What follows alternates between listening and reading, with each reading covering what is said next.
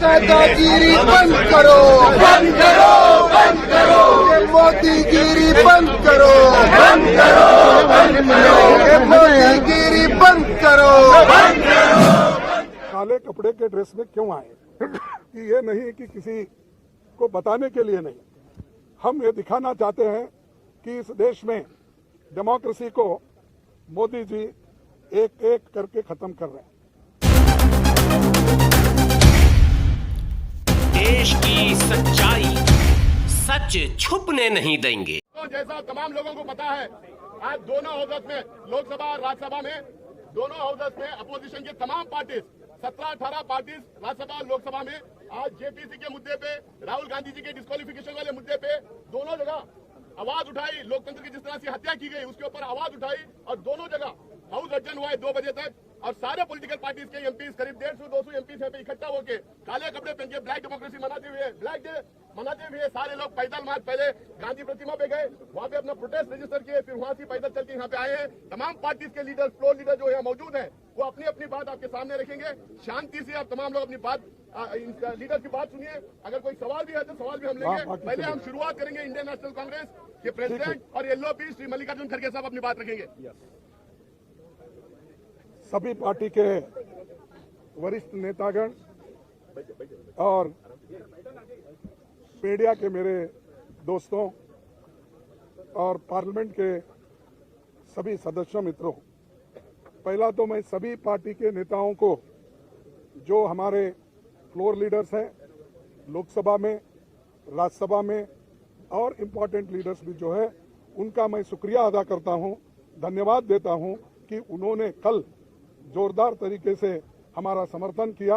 राहुल गांधी जी का जो defamation case में डिस्क्वालीफाई जो हमारे स्पीकर ने किया था, उसके बारे में डेमोक्रेसी की हालत देश में क्या है, किस ढंग से चल रही है, इसके लिए वो सभी पार्टी चिंतित है और उन्होंने राहुल गांधी जी के इसके लिए सभी लोग ने डिफेंड करके और उनके बारे में अपनी बात जो बताई, इसलिए मैं उनको पुनः यहाँ पर धन्यवाद देना चाहता हूँ, उनका शुक्रिया अदा करना चाहता हूँ।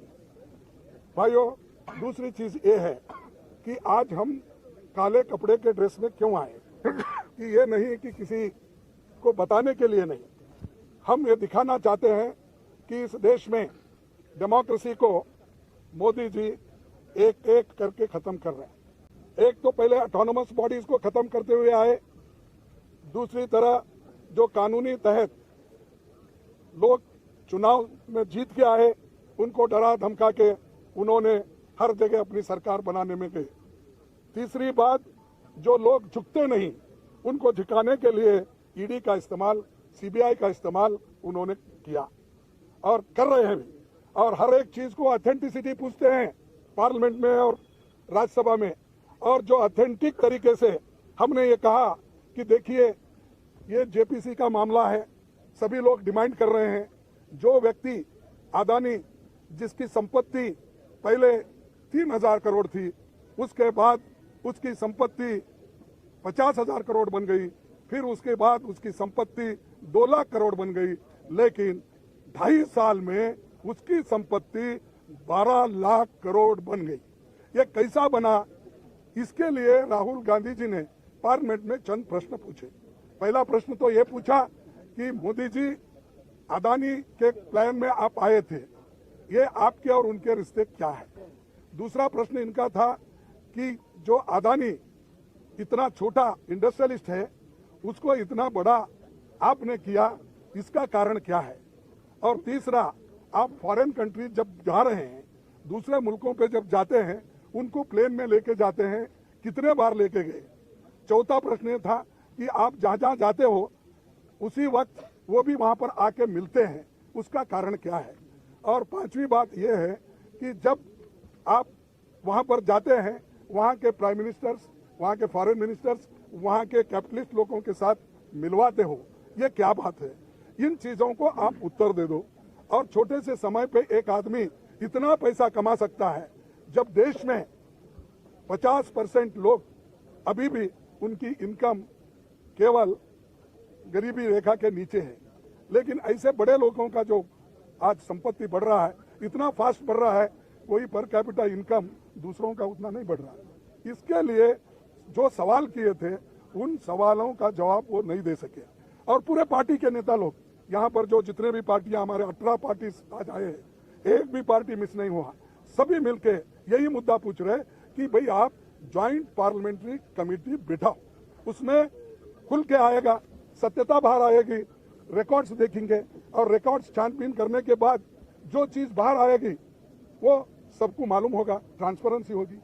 और आपको ये भी मालूम होगा कि हम जो ये डिमांड कर रहे हैं, ये डिमांड क्यों कर रहे हैं, ये भी लोगों को मालूम होगा। तो ये जो चीजें हैं उनके फाइल भी जांच हो गई। और आप जेपीसी करने को क्यों डर रहे हो? आपका तो मेजॉरिटी है, 2/3 मेजॉरिटी है, बहुमत है, हम तो अल्पमत में है। और मेंबर्स जो बनेंगे ज्वाइंट पार्लियामेंट्री कमेटी के, वो तुम्हारे ज्यादा बनेंगे, बीजेपी के ज्यादा बनेंगे, या तुम्हारे दोस्तों को मिला के और ज्यादा हो जाएंगे। तो डर क्यों बात है? किस बात से डर रहे हो? इसका मतलब है कि दाल में कुछ काला है, इसीलिए वो डर रहे हैं।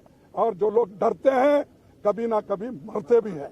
तो इसीलिए आज हम एकता दिखाने के लिए सभी लोग एक आए हैं। और जो खासकर राहुल गांधी जी के ऊपर इतना अन्याय हुआ कि जो उनके ऊपर केस डाला गया वो मेरे स्टेट का है, कोलार का है।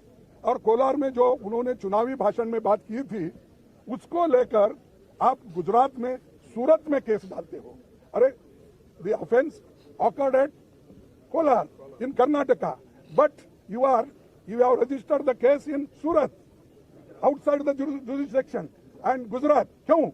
Because you wanted the favorable government. There is a Gujarat government, and you want to use the police. You want to use, I can't say judiciary, but you want to use for your purpose to defame Rahul Gandhi ji.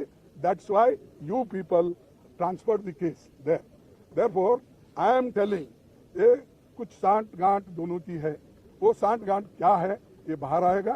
तो इसीलिए आज जो एक काला दिन है democracy में, black day, such things never happened earlier. For small things, defamation case not exceeding 2 years, that sentence says, but not exceeding. Not exceeding means 2 साल 1 मिनट भी अगर हो गया वो डिस्क्वालीफाई कर सकते हैं। 2 साल एक दिन भी हो गया आप कर सकते हैं। नॉट एक्सीडिंग मीन्स ये 2 साल तो नहीं हुए, लेकिन फिर भी ऐसा तरातुरी गड़बड़ी में हमारे गवर्नमेंट, बीजेपी की गवर्नमेंट, मोदी सरकार स्पीकर को बोल के मिनटों में, लाइटनिंग स्पीड में उनको डिस्क्वालीफाई कर दिया। क्योंकि वो पार्लियामेंट में नहीं बोलना, उनका मुंह बंद करना, अदानी के बारे में आवाज नहीं उठाना। और ये सारी चीजें कब हो गई कि जब अदानी के खिलाफ राहुल गांधी जब बोलने लगे, आवाज उठाने लगे, तब ये मोदी गवर्नमेंट डर गई।